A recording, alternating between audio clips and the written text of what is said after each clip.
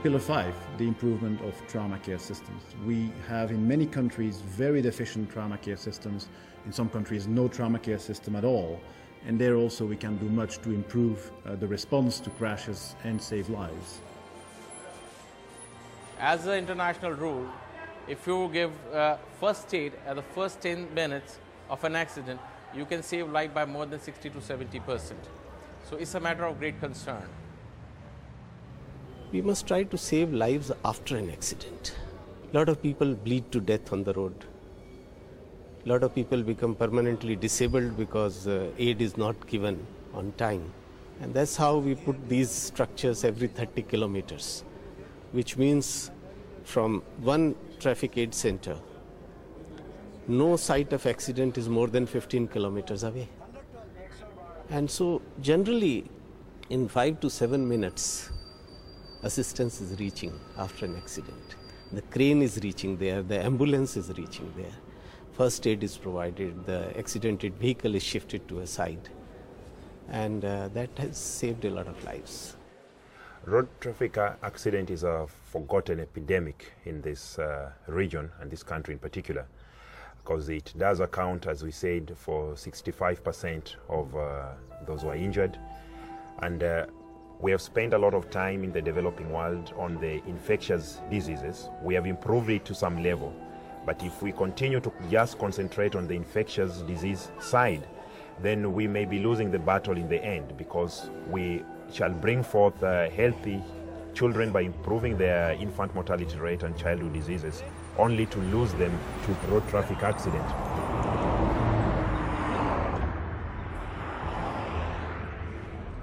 The road that we are at is a road that is linking Kenya and Uganda. At the spot where we are, it is where we get a lot of calls for accidents here. St. John Ambulance was able to put up a facility for training the community members, just like the ones who are behind me. They are always here to respond to the emergencies. The headquarters where our ambulances are is 10 kilometers away. If an accident has happened here, the community persons whom we have trained will be the first ones to respond. We all know that the first response that is given to the accident victim is so important for the person to survive the next days until he gets advanced care. If the injury occurs in a remote area, if the paramedics in that region are not there on time, if the doctors are not well trained, if the hospital is full, people are dying, people that could have been saved by this kind of technology, which we do have. The skin and technology is there. It's just not enough. Those resources in this part of the world are finite. There's a cap. There's only so much.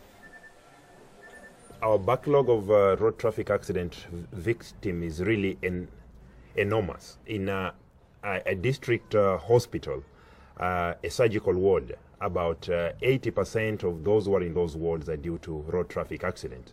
At the highest hospital, which is a teaching hospital like Kenyatta National Hospital, they receive about 15 new road traffic accident victims per day. Yet they are only able to operate on 3 or 4 cases in the course of the week. This is because of the operation time is limited. There are fewer operating rooms. There is lack of the equipment to do this. So in the long run, we get accumulation of workloads. At the National Spinal Injury Hospital, we are a 30-bed hospital, but our waiting list is about 65, 70 patients waiting outside there. Majority of these will not make it here because as they wait at the district hospital, they get complications. And maybe just 1/3 of them will make it here. When it comes to accessible transportation, public transportation does not at all cater for people with disabilities. So you end up finding if you have no personal vehicle, there's no way you can get into buses or matatus, and that is not being factored into government transport. And when it comes to support in terms of financial support, people who have been injured with road crashes have a day-to-day expense that they have to deal with. When it comes to physiotherapy, that is something that you end up dealing with for the rest of your life. There's medication, there's going to hospitals, and there's no support that or a place people can go to get that kind of support. As doctors, the road traffic injury patterns are overwhelming us in our hospital with patients of injury and trauma. Most of the victims here are from lower socioeconomic classes. They're pedestrians. Often their needs and their aspirations are overlooked, even by the policymakers. And we are seeing it right now here in India, wherein more than 100,000 deaths and more than 400,000 seriously injured patients happen every year, and still the funding for trauma research or injury prevention research is just a fraction of what is given to heart diseases or cancer, and therefore that highlights the need of more funding and more research into the field of injury prevention and trauma. We need policymakers, both those in government and those in influential positions in non-governmental organization, right top from WHO, to really take this as a serious issue, because if they show the leadership in this, then we will be able to change this.